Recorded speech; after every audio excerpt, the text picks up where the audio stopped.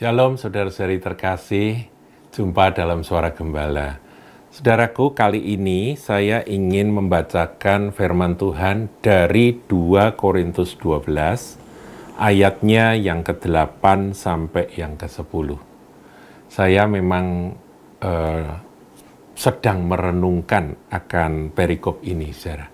Dan ketika saya jumpa dengan ayat yang ke-9, perenungan saya jadi lebih mendalam lagi. Dan saya ingin berbagi dengan sidang jemaat yang diberkati Tuhan. Saya bacakan, saudaraku, 2 Korintus 12 ayat 8. Tentang hal itu aku sudah 3 kali berseru kepada Tuhan, supaya utusan iblis itu mundur daripadaku.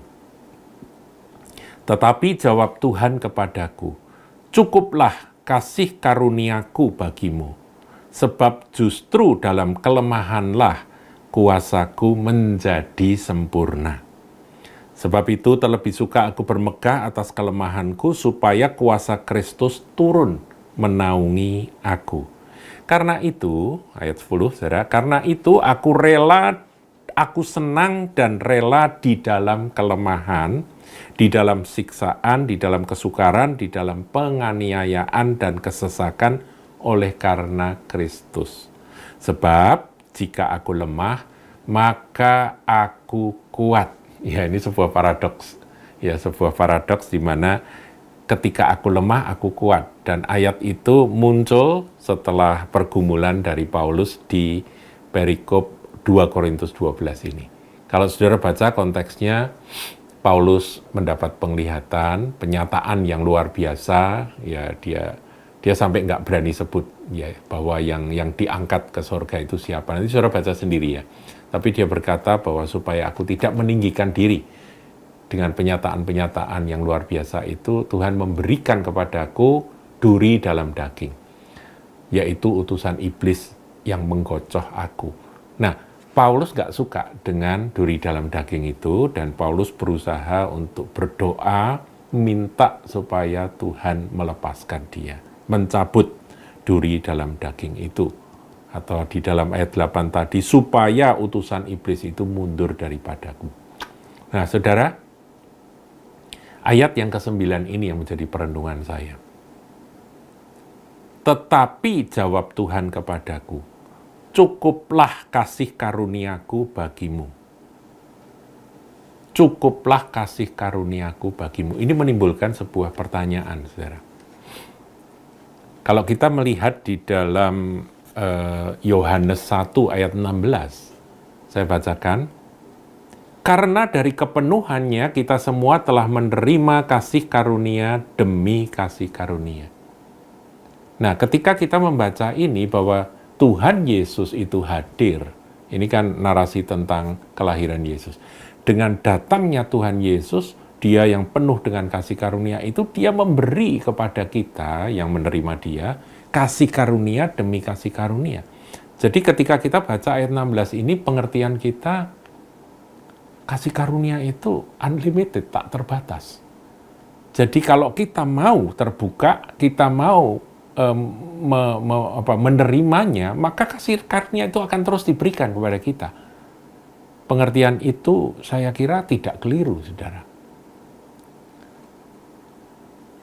Firman ini di dalam bahasa Inggris dikatakan from grace to grace. Jadi dari kasih karunia kepada kasih karunia. Kita ini akan menerima kasih karunia secara progresif. Terus-menerus akan ada kasih karunia demi kasih karunia. Tidak pernah berhenti. Itulah janji Tuhan di dalam firman-Nya ini. Nah, sekarang kita bandingkan. Tadi kita membaca bagaimana Paulus meminta kepada Tuhan supaya duri dalam daging itu dicabut atau iblis itu undur daripadanya. Tetapi justru Tuhan menjawab dengan cukuplah kasih karuniaku bagimu. Nah, saudara, sepertinya bertentangan ya.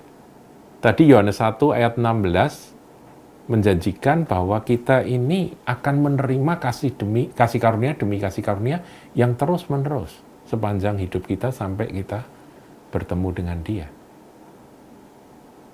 kasih karunia yang progresif. Lah kok di sini Tuhan sepertinya menghentikan atau menyetop akan kasih karunia itu dengan kata-kata cukuplah kasih karuniaku bagimu. Nah, saya merenung, saudara. Saya berdoa dan saya bertanya. Dan Roh Kudus menolong, menjelaskan. Begini penjelasannya. Sesungguhnya kalau dikatakan from grace to grace, dari satu kasih karunia kepada kasih karunia, Tuhan itu akan memberi dan memberi kepada kita, mengaruniakan pada kita kasih karunia demi kasih karunia, itu bukan berarti kasih karunia itu satu jenis saja. Kasih karunia itu ada banyak jenisnya, saudara. Dalam konteks Paulus ini minta supaya Tuhan menjawab doanya, Tuhan menjawab permohonannya, yaitu permohonan supaya duri dalam daging itu dicabut, supaya iblis yang menggocoh dia, mengganggu dia itu, yang membuat dia nggak nyaman itu, dimundurkan dari hidupnya. Itu permohonan dari Paulus. 3 kali dia minta sama Tuhan. Nah, Tuhan berkata, cukup kasih karuniaku bagimu. Artinya, dalam permohonanmu yang itu, dulu-dulu mungkin iya, aku beri kasih karunia. Tapi sekarang aku hentikan kasih karunia. Artinya aku tidak menjawab, aku tidak mengabulkan permohonanmu yang satu ini. Nah, terus bagaimana? Apakah kasih karunia Tuhan itu berhenti atas hidup Paulus? Tidak jawabnya, saudaraku.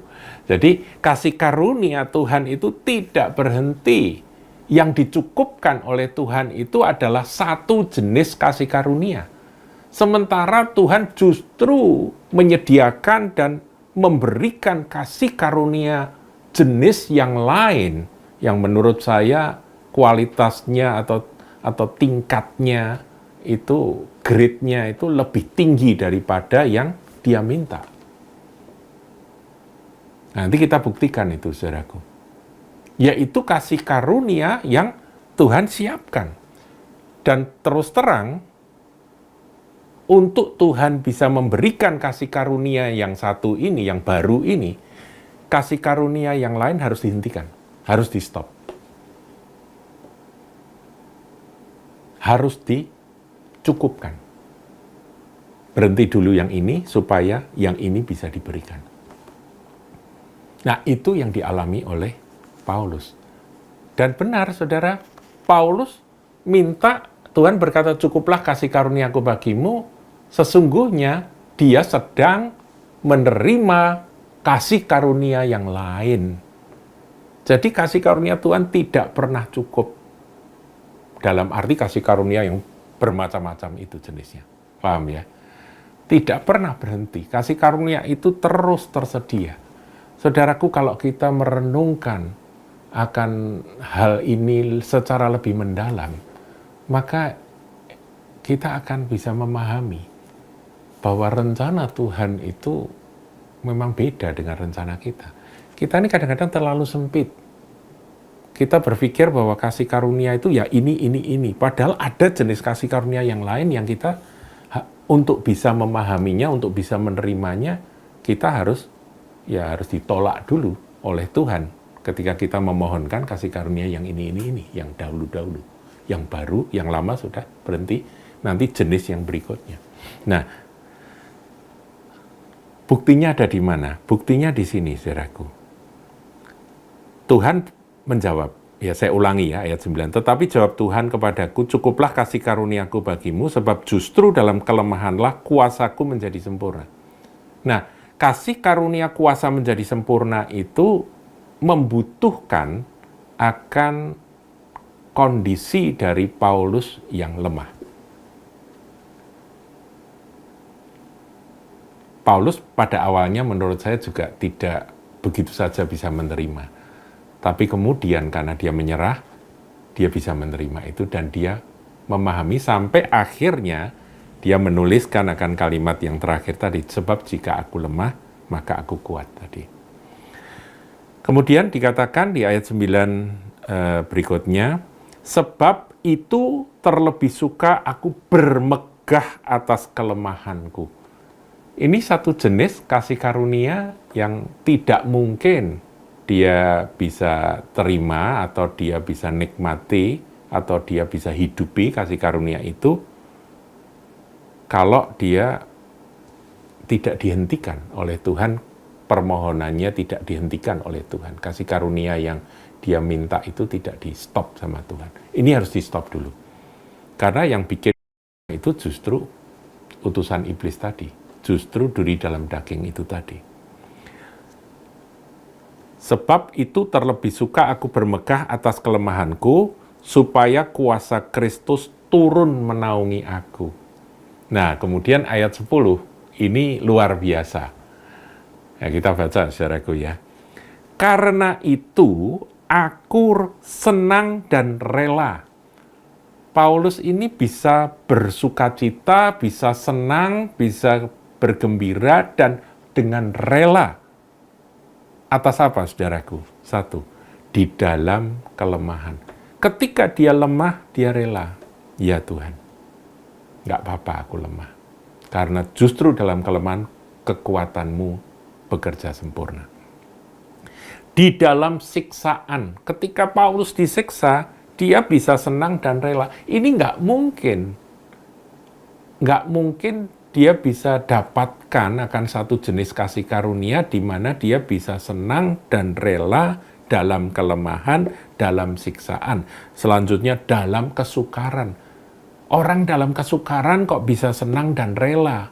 Nggak mungkin, saudaraku. Tapi itu yang dialami Paulus karena apa? Karena dia menerima akan kasih karunia setelah kasih karunia yang ini dihentikan oleh Tuhan. Jadi ketika Tuhan berkata, cukuplah kasih karuniaku bagimu, itu jenis kasih karunia tertentu saja yang dicukupkan. Sebab Tuhan sedang menyediakan kasih karunia yang ini, yang ditulis di ayat 10 ini, saudaraku. Yaitu Paulus dimampukan untuk senang dan rela dalam kelemahan, dalam siksaan, dalam kesukaran, dalam penganiayaan, dalam kesesakan oleh karena Kristus. Sebab jika aku lemah, maka aku kuat. Saudaraku, kita jangan mau jadi orang Kristen yang pikirannya cetek, yang pikirannya itu sempit, yang membatasi kasih karunia Tuhan itu seperti apa yang kita bayangkan saja. Enggak. Seluas samudra, saudaraku. Biar Tuhan pimpin kita sepanjang tahun 2021 ini. From grace to grace. Kalau Tuhan berkata, cukup kasih karuniaku yang ini, yang kita minta, Tuhan ngomong, enggak. Maka saudara akan dibawa masuk pada kasih karunia yang lebih tinggi tingkatnya. Bagi kemuliaan Tuhan, dan tentunya upah menanti orang-orang seperti Rasul Paulus ini. Mahkota yang spesial ada atas orang-orang yang dibawa ke sana. Itu kasih karunia demi kasih karunia. Tuhan Yesus memberkati.